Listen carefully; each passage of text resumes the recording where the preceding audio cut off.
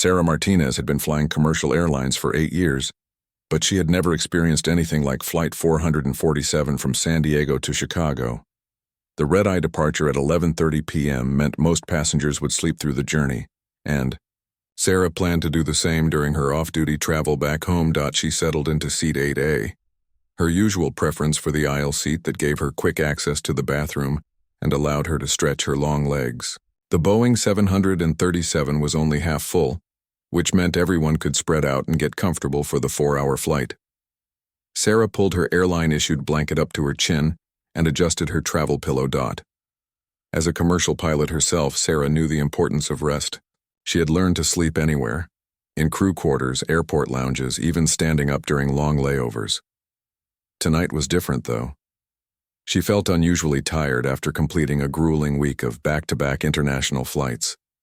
Her body clock was completely messed up from crossing multiple time zones. 3 rows behind her, Captain Jake Morrison sat rigidly upright in his military uniform. The Navy SEAL had just completed a classified mission that he couldn't discuss with anyone, not even his wife. His weathered face showed the strain of months spent in dangerous territories, and his sharp eyes constantly scanned the cabin out of habit. Morrison noticed everything. The nervous businessman in 12B who kept checking his phone, the elderly woman in 4C who was clutching her purse too tightly, and the sleeping pilot in seat 8A. He had spotted her uniform immediately when she boarded. Something about her caught his attention, though he couldn't pinpoint what. The flight attendant, Jenny, moved through the cabin checking on passengers. She recognized Sarah from previous flights and knew she was a pilot with United Airlines. Jenny had always admired Sarah's calm confidence and professional demeanor. Tonight, Sarah looked exhausted, and Jenny decided not to disturb her with the usual pre-flight safety demonstration. As the plane taxied toward the runway, Sarah was already drifting off to sleep. The familiar sounds of the aircraft, the hum of the engines, the clicking of seatbelts, the muffled conversations, created a comfortable white noise that helped her relax. She had trained herself to fall asleep quickly during travels, a skill that served her well in her demanding career. Morrison, however, remained alert. His military training had taught him that danger could strike at any moment, even in seemingly safe situations. He noticed that the flight crew seemed unusually tense tonight. The captain's pre-flight announcement had been shorter than usual, and the flight attendants were moving with quick, efficient movements that suggested they wanted to get everyone settled as quickly as possible. The plane lifted off smoothly into the dark sky, climbing steadily through the clouds. Most passengers were already dozing, lulled by the steady drone of the engines. Sarah's breathing had become deep and regular, her face peaceful in sleep. She was dreaming about her childhood in Texas, running through fields of bluebonnets with her younger brother. Morrison tried to read a book, but his mind kept wandering. Something felt wrong about this flight, though he couldn't identify the source of his unease. His instincts had kept him alive through countless dangerous missions, and right now they were telling him to stay vigilant. About an hour into the flight, Morrison noticed a change in the aircraft's movement. The plane had started to bank slightly to the left, which wasn't unusual, but there was something different about the way it felt. As someone who had flown in military aircraft countless times, he could sense when something wasn't quite right with the flight pattern. The flight attendants were whispering among themselves near the galley, their faces showing concern. Morrison strained to hear their conversation, but they were speaking too quietly. Jenny kept glancing toward the cockpit door, her usual cheerful demeanor replaced by worry. Morrison, S attention was drawn back to the sleeping pilot in 8A. Sarah was still, sound asleep, completely unaware of anything happening around her. Her airline ID badge was visible on her uniform jacket, confirming that she was indeed a qualified commercial pilot. Morrison wondered what kind of aircraft she was certified to fly and how many hours of experience she had. The plane suddenly hit a patch of turbulence, causing several passengers to wake up briefly before settling back into sleep. Sarah stirred slightly, but didn't wake up. Her body was so accustomed to the movements of aircraft that minor turbulence rarely disturbed her rest. Morrison, however, felt his muscles tense. The turbulence felt different somehow, not like the natural air pockets that planes encounter during normal flight. It felt more deliberate, as if the pilot was making sudden course corrections, His trained senses were picking up subtle changes that other passengers couldn't detect. He decided to take a walk to the bathroom, using the opportunity to observe the cabin more carefully. As he moved through the aisle, he noticed that several other passengers were also awake and looking concerned. The businessman in 12B was gripping his armrests tightly, and the elderly woman in 4C was praying quietly. When Morrison reached the front of the cabin, he could see that the cockpit door was slightly ajar, which was unusual for a commercial flight. Through the small gap, he caught a glimpse of the flight crew, and what he saw made his blood run cold. Something was definitely wrong up there. He returned to his seat, his mind racing through possible scenarios. His military experience had taught him to prepare for the worst while hoping for the best. He glanced again at the sleeping pilot in seat 8A, wondering if she might soon become very important to everyone on this flight. Captain Jake Morrison's suspicions were confirmed when he saw Jenny, the head flight attendant, rushing toward the cockpit with an oxygen tank. Her face was pale, and her hands were shaking as she knocked urgently on the cockpit door. The muffled response from inside sounded strained and weak. Morrison, his military instincts kicked into high gear. He unbuckled his seatbelt and moved toward the front of the plane, his movements quick but controlled. Other passengers were starting to notice the commotion, and whispers of concern began rippling through the cabin. Through the partially open cockpit door, Morrison could see Captain Williams slumped over the controls, his face gray and sweating profusely. The co-pilot, First Officer Chen, was trying to maintain control of the aircraft while simultaneously attempting to help his colleague. Chen's voice was tight with stress as he radioed for medical assistance. "We have a medical emergency in the cockpit," Chen transmitted to air traffic control. "Captain Williams appears to be having a heart attack. We need immediate clearance to the nearest airport." Morrison stepped closer, his trained eyes taking in the situation rapidly. Captain Williams was conscious, but clearly in severe distress, clutching his chest and struggling to breathe. The man was in his late 50s, overweight, and showing all the classic signs of cardiac arrest. Morrison had seen similar situations during combat missions. Jenny was trying to administer oxygen to Captain Williams, but her lack of medical training was evident. Morrison gently moved her aside and knelt beside the stricken pilot. His SEAL training had included extensive medical instruction, and he quickly assessed Williams's condition. "His pulse is weak and irregular," Morrison told Jenny quietly. "We need to get him away from the controls immediately." First Officer Chen overheard and shook his head grimly. "I can't leave the controls to help move him.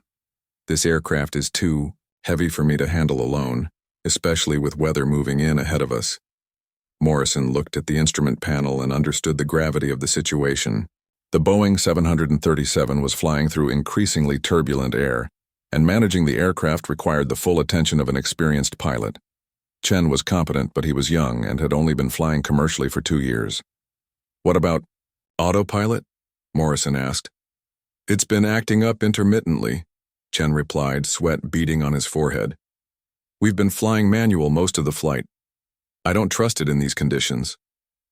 Meanwhile, Captain Williams was growing weaker. His breathing became more labored and his grip on consciousness was slipping. Morrison knew that time was running out for the man, but moving him away from his seat would be dangerous while Chen was alone at the controls. Jenny had contacted the airline's emergency medical service via radio, and a doctor was providing guidance remotely. However, the instructions were limited without proper medical equipment on board. The aircraft's first aid kit contained only basic supplies. Morrison made a critical decision. He carefully lifted Captain Williams from his seat, supporting his weight while Jenny helped guide them toward a row of empty seats in first class. Williams was semi-conscious and unable to walk on his own. With Captain Williams now safely away from the controls, First Officer Chen had slightly more room to work, but the stress of single-handedly flying the aircraft was clearly taking its toll. His hands were trembling as he adjusted the throttles and tried to maintain altitude through the worsening turbulence. "How much flying experience do you have?" Morrison asked Chen directly. "About 800 hours total," Chen replied, his voice tight, most of it on smaller aircraft. This is only my third month on the 737. Morrison felt a chill run down his spine. 800 hours was relatively little experience for a commercial pilot, and Chen's nervousness was becoming more apparent by the minute. The young co-pilot was competent enough under normal circumstances, but this situation was far from normal. The turbulence was getting worse and the aircraft was being tossed around like a toy. Chen was fighting to keep the plane level, but his inexperience was showing. The passengers in the cabin were becoming increasingly worried as the plane lurched and shuddered through the rough air. Morrison glanced back toward the cabin and his eyes fell on Sarah Martinez, still sleeping peacefully in seat 8A. Her airline uniform was clearly visible, and her ID badge showed her rank as captain. Morrison made another quick decision that would change the course of the flight. "Jenny," he called to the flight attendant. "That woman in 8A, she's a pilot. We need to wake her up." Jenny looked confused. "But she's off duty. She's just a passenger."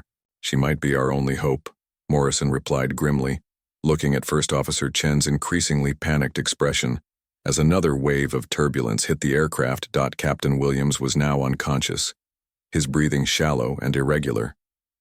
Morrison continued to monitor his vital signs while keeping one eye on the cockpit situation. The remote medical assistance was limited, and Williams needed immediate hospital care that was impossible to provide at 35,000 feet. Chen's voice crackled over the intercom, trying to sound calm for the passengers but failing to hide his stress. "Ladies and gentlemen, we're experiencing some rough weather and have encountered a minor technical issue. We're working to resolve it, and we'll keep you informed." Morrison knew that minor technical issue was a massive understatement. They had a critically ill captain, an inexperienced co-pilot struggling with severe weather and intermittent autopilot failure. The combination of problems was creating a perfect storm of danger.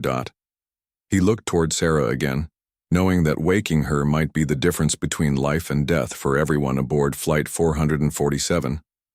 But he also knew that asking an off-duty pilot to take control of an aircraft in an emergency situation was an enormous responsibility to place on someone's shoulders. The decision could no longer be delayed. Morrison started walking towards seat 8A, where Sarah Martinez continued to sleep, completely unaware that she was about to be thrust into the most challenging flight of her career. Morrison stood over Sarah's sleeping form, his mind racing through the best way to wake her and explain the crisis. In his military experience, he had learned that delivering bad news required directness and clarity. There was no time for gentle approaches. "Wake up, pilot," Morrison barked in his commanding voice, the same tone he used with his SEAL team during combat operations. Sarah, S eyes snapped open instantly, her pilot training kicking in even before she was fully conscious. Years of being on call for emergency flights had conditioned her to wake up alert and ready for action. She looked up at Morrison with clear, focused eyes. "What's the situation?" Sarah asked, sitting up quickly and scanning the cabin around her. "Captain, Williams has had a heart attack," Morrison explained rapidly. "The co-pilot is inexperienced and struggling with severe weather. The autopilot is unreliable. We need a qualified pilot in that cockpit now." Sarah was on her feet before Morrison finished speaking. She grabbed her flight bag from the overhead compartment, her movements quick and efficient. "How long has the captain been down?" "About 10 minutes, Morrison replied, following her toward the front of the aircraft. "He's unconscious but breathing. The co-pilot has maybe 800 hours total experience." Sarah's expression grew serious as she processed the information. 800 hours was considered very low experience in commercial aviation, especially for handling emergency situations. She knew that Chen would be overwhelmed by the combination of problems they were facing. As they reached the cockpit, Sarah could see First Officer Chen fighting with the controls, his knuckles white as he gripped the yoke. Sweat was pouring down his face and his breathing was rapid and shallow. The aircraft was bucking and rolling through the turbulence, and Chen was overcorrecting, making the ride even more uncomfortable for passengers. "Officer Chen," Sarah called out calmly but firmly. "I'm Captain Sarah Martinez with United Airlines. I'm here to assist." Chen looked back with relief flooding his features. "Thank God. I don't know how much longer I can maintain control. The weather is getting worse and I've never flown through conditions like this." Sarah quickly moved to Captain Williams's seat, scanning the instrument panel with practiced efficiency. Her eyes took in the altitude, airspeed, heading, and weather, radar display in seconds. The situation was indeed critical. They were flying through a severe storm system with limited visibility and dangerous wind shear. "What's our fuel status?" Sarah asked while buckling herself into the captain's seat. "About 2 hours remaining," Chen replied, his voice steadier now that help had arrived. Sarah's hands moved across the controls with the confidence that comes from thousands of hours of flight experience. She had over 12,000 hours in various aircraft types, including extensive experience with Boeing 737s. This particular model was one she knew intimately. "I'm taking control," Sarah announced, placing her hands on the yoke. "You maintain throttle. Control and monitor the instruments. We need to get above this weather system." Sarah began a gradual climb, using her experience to read the weather patterns on the radar display.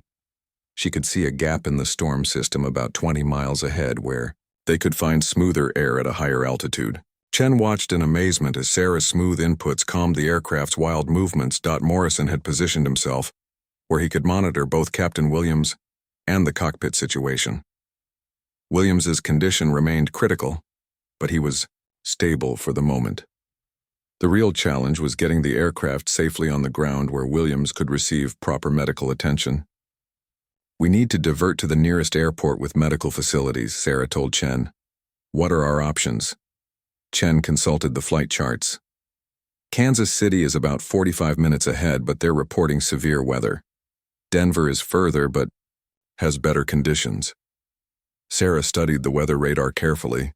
The storm system was massive, covering several states, but she could see a possible route around the worst of it. Her experience flying through challenging weather conditions would be crucial in the next hour. "We're going to Kansas City," Sarah decided. "I can get us around the worst of the weather, and Captain Williams needs medical attention as soon as possible." She contacted air traffic control directly, her voice calm and professional despite the emergency situation. "Kansas City Center. This is United 447. We have a medical emergency and are requesting priority landing. We have an unconscious crew member requiring immediate hospital transport." The air traffic controller's response was immediate and supportive. "United 447, you have priority handling. Emergency medical personnel will be standing by. What is your estimated time of arrival?" 42 minutes, Sarah replied after quickly calculating their route and speed. "We'll need runway 01L, the longest available." Sarah's confidence was having a calming effect throughout the aircraft. Chen was no longer panicking. Jenny and the other flight attendants were working efficiently to prepare for the emergency landing, and even the passengers were beginning to sense that the situation was under control. But Sarah knew the hardest part was still ahead. Landing in severe weather conditions with an unfamiliar crew and a critically ill colleague would test every skill she had developed during her flying career. The next 40 minutes would determine whether everyone on Flight 447 made it home safely. Morrison continued to monitor Captain Williams while observing Sarah's handling of the crisis. Her calm competence reminded him of the best officers he had served with in the military. People who could perform under extreme pressure while keeping others focused on their tasks. As Sarah maneuvered the aircraft around the worst of the storm system. She was already planning the approach and landing sequence in her mind. She would need to account for crosswinds, reduced visibility, and wet runways, all while managing an inexperienced co-pilot who was still learning to trust her abilities. The real test of Sarah's skills was about to begin as they approached Kansas City through one of the worst storms the region had seen in years. As Flight 447 began its descent toward Kansas City, Sarah faced the most challenging approach of her career. The weather radar showed intense precipitation and dangerous wind patterns surrounding the airport. Lightning flashed continuously outside the cockpit windows, illuminating towering thunderclouds that stretched up to 45,000 feet. "Kansas City Tower, United 447 requesting current conditions," Sarah transmitted, her voice steady despite the chaos around them. "United 447 winds are 280 at 35, gusting to 52 knots. Visibility 1 mile in heavy rain and lightning. Runway 01L is available. but were showing severe wind shear on final approach. Sarah absorbed this information quickly. Wind shear was one of the most dangerous conditions a pilot could face during landing. Sudden changes in wind direction and speed that could cause an aircraft to lose lift without warning. Many experienced pilots would consider diverting to another airport under these conditions. First Officer Chen's face went pale when he heard the tower's report. Captain Martinez, maybe we should continue to Denver. These conditions are beyond what I've ever trained for. Sarah understood Chen's fear, but she also knew that Captain Williams couldn't wait another 2 hours. His breathing had become more labored, and Morrison's medical updates were increasingly concerning. Time was running out. We're going to make this approach, Sarah decided firmly. I need you to trust me and follow my instructions exactly. Can you do that? Chen nodded, though. His nervousness was obvious. Sarah's calm confidence was the only thing keeping him focused on his duties. Sarah began configuring the aircraft for the difficult approach. She extended the flaps gradually, reduced airspeed, and engaged the landing lights. The Boeing 737 was being buffeted by severe turbulence as they descended through the storm clouds. Morrison secured Captain Williams as best he could for the rough landing ahead. Jenny and the other flight attendants were preparing the passengers, ensuring everyone was properly secured and ready for what could be a very challenging touchdown. Ladies and gentlemen, this is your captain speaking, Sarah announced over the intercom. We're beginning our approach into Kansas City. The weather is rough, so please remain seated with your seatbelts securely fastened. We expect a safe landing despite the conditions.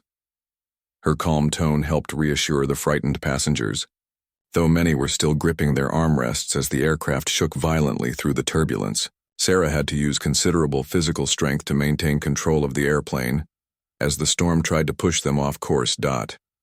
At 5,000 feet, Sarah encountered the first serious wind shear event. The aircraft suddenly dropped 300 feet in seconds, causing several passengers to scream in terror. Sarah immediately applied power and pulled back on the yoke, fighting to regain the lost altitude. That was just a taste of what's coming, Sarah told Chen. I need you to monitor our airspeed constantly and call out any significant changes. Chen's voice was shaky but determined. Airspeed 145 knots. Now 155. Back to 140. The approach required all of Sarah's skills and experience. She had to constantly adjust for changing wind conditions while maintaining the proper glide path to the runway. The aircraft was being pushed and pulled by invisible forces that threatened to throw them off course at any moment. At 2,000 feet, they broke through the bottom of the clouds and could see the runway lights ahead through the heavy rain. The sight should have been reassuring, but Sarah could see that the crosswind was worse than reported. The aircraft was drifting significantly to the right of the runway centerline. Tower United 447, we're experiencing severe crosswinds on final, Sarah reported. Confirm runway 01L is still our best option. Affirmative, 447. Emergency vehicles are in position. You're cleared to land. Sarah made continuous adjustments to keep the aircraft aligned with the runway. Her hands moved smoothly and precisely on the controls, making dozens of small corrections every minute. This was flying at its most demanding level, a test of skill, experience, and nerves. Morrison watched from behind the pilots, amazed by Sarah's composure under such extreme conditions. He had seen combat pilots perform under pressure, but this was different. Sarah was responsible not just for her own life, but for 147 passengers and crew members who were counting on her expertise. At 500 feet above the ground, another severe wind shear event hit the aircraft. This time, they gained altitude suddenly, as an updraft caught the Boeing 737 and lifted it like a leaf in a hurricane. Sarah immediately reduced power and pushed the nose down to maintain the proper approach path. Airspeed dropping rapidly, Chen called out. 130 knots, 125, 120. Sarah added power smoothly, feeling the engines respond just as the aircraft began to shudder on the edge of a stall. She had mere seconds to correct the situation before they would fall out of the sky. Her years of experience and countless hours of training took over as she made precise control inputs that brought the aircraft back under control. The passengers could sense that something extraordinary was happening. In the cockpit, many were praying silently, while others watched in amazement as Sarah fought the elements to bring them safely to Earth. At 200 feet, Sarah could see the runway clearly despite the heavy rain streaking across the windscreen. She was slightly high on the glide path but perfectly aligned with the center line. The landing was still possible, but it would require perfect timing and technique. 50 feet, Chen called out, his voice filled with admiration for Sarah's skill. Sarah began the final phase of the landing, preparing to touch down on a wet runway in dangerous crosswinds while carrying the hopes and prayers of everyone aboard. Flight 447. The next few seconds would determine whether her emergency intervention had saved lives, or if they were all about to face an even greater crisis on the ground. Sarah's hands gripped the controls with steady determination as Flight 447 approached the wet runway. The crosswind was trying to push the aircraft sideways, but her years of experience flying in challenging conditions had prepared her for this moment. She applied just the right amount of rudder pressure to keep the nose aligned with the runway center line. 30 feet, Chen called out, his voice tense but focused. The Boeing 737 was fighting the wind every inch of the way down. Sarah could feel the aircraft wanting to drift to the right, but she countered each movement with precise control inputs. Her feet worked the rudder pedals while her hands made continuous adjustments to the yoke. 20 feet, 15 feet. At the last moment, a powerful gust of wind hit the aircraft from the left side, threatening to slam them into the runway at a dangerous angle. Sarah reacted instantly, adding a touch of power while banking slightly into the wind. The maneuver was executed with the precision that comes only from thousands of hours of flight time. The main landing gear touched down with a firm but controlled impact, exactly on the runway center line. Sarah immediately deployed the speed brakes and applied the wheel brakes, feeling the aircraft respond as it began to slow down on the wet surface. Reverse thrust, Sarah commanded, and Chen quickly moved the throttles into reverse position. The powerful engines roared as they worked to slow the heavy aircraft. Sarah maintained directional control with the rudder pedals as the Boeing 737 decelerated through the standing water on the runway. The passengers felt the strong deceleration forces but also the immense relief of being safely on the ground. "Ladies and gentlemen, welcome to Kansas City," Sarah announced over the intercom. "Please remain seated until we reach the gate. Emergency medical personnel are standing by." Spontaneous applause erupted throughout the cabin. Passengers who had been terrified moments before were now crying with relief and gratitude. Many were looking toward the cockpit with amazement, knowing that the woman pilot who had been sleeping in seat 8A had just saved their lives. As the aircraft taxied toward the terminal, Sarah could see the flashing lights of emergency vehicles following them. Paramedics and fire trucks were positioned to provide immediate assistance. The Kansas City airport had mobilized its entire emergency response team. Morrison had been monitoring Captain Williams throughout the landing, and the unconscious pilot's condition remained critical but stable. Williams needed immediate hospital care, and Morrison knew that Sarah's decision to land in Kansas City despite the dangerous weather had probably saved his colleague's life. "Excellent flying, Captain Martinez," Chen said with genuine admiration. "I've never seen anyone handle conditions like that." Sarah smiled briefly but remained focused on her duties. "Just doing my job. How are you holding up?" "Better now that we're on the ground," Chen admitted. "I learned more in the last hour than in my entire flight training program." As they approached the gate, Sarah could see the emergency medical team waiting with a stretcher. The airport ground crew was also standing by to assist with the unusual situation of having an off-duty pilot take command during an emergency. Jenny, the flight attendant, appeared in the cockpit doorway with tears in her eyes. "Captain Martinez, I don't know how to thank you. You saved all of us tonight." "We all worked together," Sarah replied modestly. "Morrison's medical assistance, your crew coordination, and Chen's support. It was a team effort." The aircraft came to a complete stop at the gate, and Sarah began the shutdown procedures. She methodically turned off systems and secured the aircraft, her actions calm and professional despite the extraordinary circumstances of the flight. Morrison helped the paramedics move Captain Williams from the aircraft. The medical team worked quickly but carefully, monitoring his vital signs as they transported him to the waiting ambulance. Williams was still unconscious but breathing on his own, a positive sign considering his earlier condition. Passengers began deplaning, many of them stopping to thank Sarah personally as they passed the cockpit. An elderly woman clasped Sarah's hand and said, "You're an angel, dear. God put you on this flight for a reason." A businessman who had been terrified during the turbulence shook Sarah's hand firmly. "I fly every week for work, and I've never experienced anything like what you just did. Thank you for bringing us home safely." Morrison was among the last to leave the aircraft. He paused at the cockpit door and looked directly at Sarah. "Captain, I've served with some of the finest pilots in the military, and what you did tonight ranks among the most impressive flying I've ever witnessed. You have nerves of steel." Sarah nodded respectfully. "Thank you, Captain Morrison. Your quick thinking and medical assistance made all the difference for Captain Williams." As the last passengers deplaned, airport officials and airline representatives began boarding the aircraft. Sarah would need to provide a detailed report of the emergency and her decision-making process. The Federal Aviation Administration would also conduct an investigation into the incident.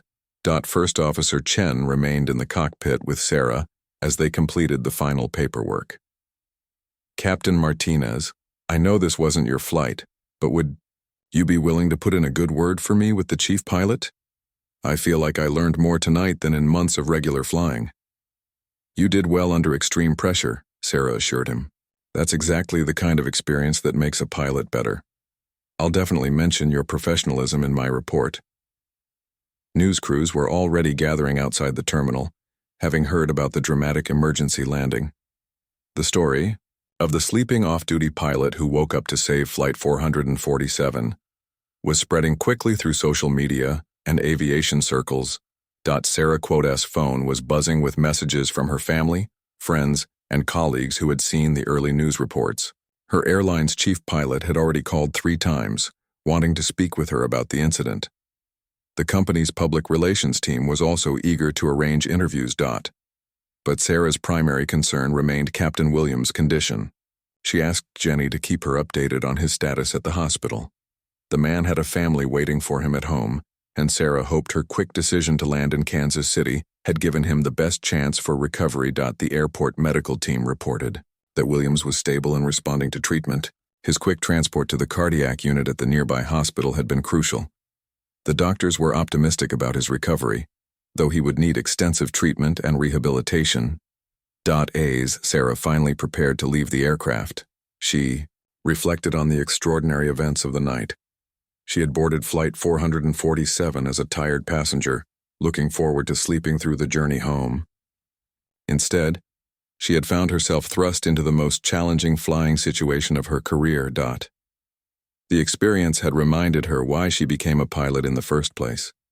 Not just for the technical skills or the travel opportunities, but for moments like these when her expertise could make the difference between life and death. Every hour of training, every difficult landing, every emergency procedure she had practiced had prepared her for this night. Morrison waited for Sarah in the terminal, having delayed his own departure to make sure she was okay. "Captain, I wanted to give you my contact information. If you ever need anything, a recommendation, a reference, or just someone who understands what happened tonight, please don't hesitate to call." Sarah accepted his business card gratefully. She had a feeling that the friendship forged in crisis would last long after the media attention died down. Morrison understood the weight of command and the responsibility that came with making life-or-death decisions under pressure. The airline had arranged for Sarah to stay overnight in Kansas City before continuing her journey home the next day. As she walked through the terminal toward her hotel, she could hear passengers from Flight 447 still talking excitedly about their experience. "Did you see how calm she was?" one passenger was saying to her husband. "It was like she did that kind of thing every day." Sarah smiled to herself. In a way, dealing with emergencies was part of what she did every day. It was just that most emergencies were much less dramatic than tonight's adventure. But the training was the same. The principles were the same, and the dedication to safety was always the same. 3 months later, Sarah Martinez stood at the podium of the International Aviation Safety Conference in Denver, looking out at an audience of pilots, air traffic controllers, and aviation safety experts from around the world. She had been invited to speak about the events of Flight 447 and the lessons learned from that stormy night in Kansas City.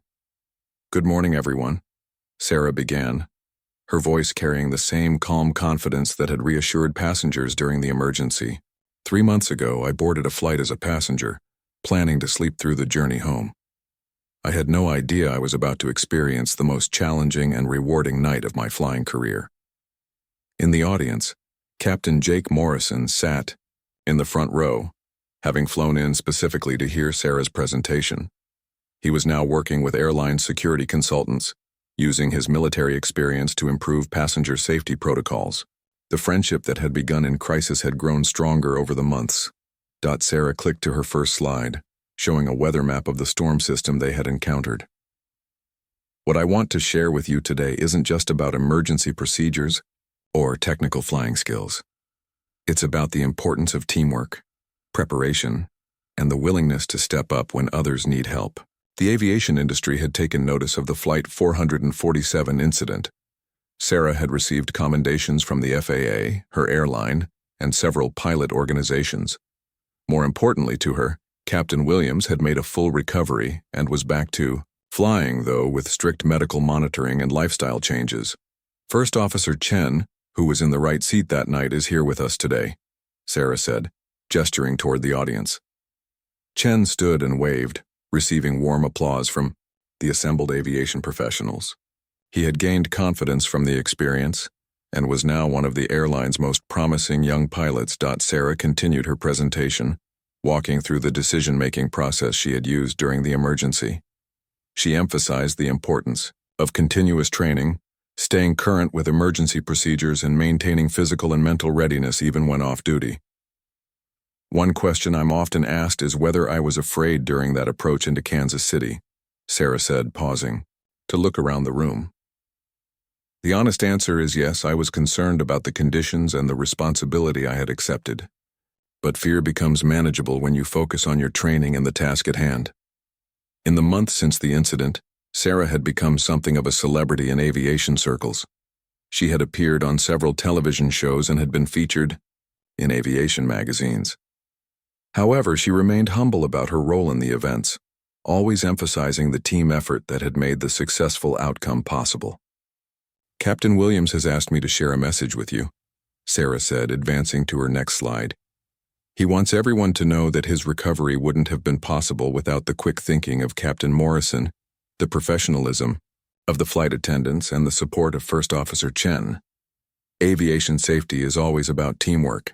The audience listened intently as Sarah described the medical emergency procedures and the coordination required between the cockpit and cabin crew. She had worked with airline medical consultants to develop improved protocols for handling in-flight medical emergencies. Morrison found himself thinking about how that night had changed his perspective on civilian aviation. He had always respected commercial pilots, but seeing Sarah perform under such extreme conditions had given him a new appreciation for the skills and dedication required in commercial flying. Sarah's presentation concluded with a powerful message about preparedness and professional responsibility. "Every time we put on our uniforms, whether we're on duty or off duty, we carry the responsibility of our profession. We never know when we might be called upon to use our skills to help others." During the question and answer session, a young pilot asked Sarah how the experience had changed her approach to flying. "It reminded me that all of our training and experience exists for moments like that night," Sarah replied. "We practice emergency procedures hoping we'll never need them, but when we do, they become the most important skills we possess." After the conference, Sarah joined Morrison and several other aviation professionals for dinner. The conversation naturally turned to Flight 447, but also to their ongoing work to improve aviation safety and emergency response procedures. "You know," Morrison said to Sarah as the evening wound down, I've been thinking about that night a lot. What strikes me most is how many small decisions and actions came together to create a successful outcome. If any one of us had acted differently, the story might have ended very differently. Sarah nodded thoughtfully. That's what I try to tell young pilots. Every decision matters, every skill you develop matters, and you never know when they'll make the difference between a routine flight and something extraordinary. The story of Flight 447 had become a case study in aviation schools and emergency response training programs. Sarah continued to receive letters from passengers who had been on the flight, thanking her and updating her on their lives. Many had become more interested in aviation as a result of their experience. Captain Williams had returned to flying with a new appreciation for life and health. He had become an advocate for pilot wellness programs and regular medical screening. His recovery had been complete, and he often spoke about the skill and courage that Sarah had shown during his medical emergency. First Officer Chen had grown into one of the airline's most competent pilots, using the lessons learned during that difficult night to become a better aviator and teacher for other young pilots entering the profession. As Sarah drove home from the conference, she reflected on how one night had changed so many lives. She had always known that being a pilot carried great responsibility, but Flight 447 had shown her the true meaning of that responsibility in the most dramatic way possible.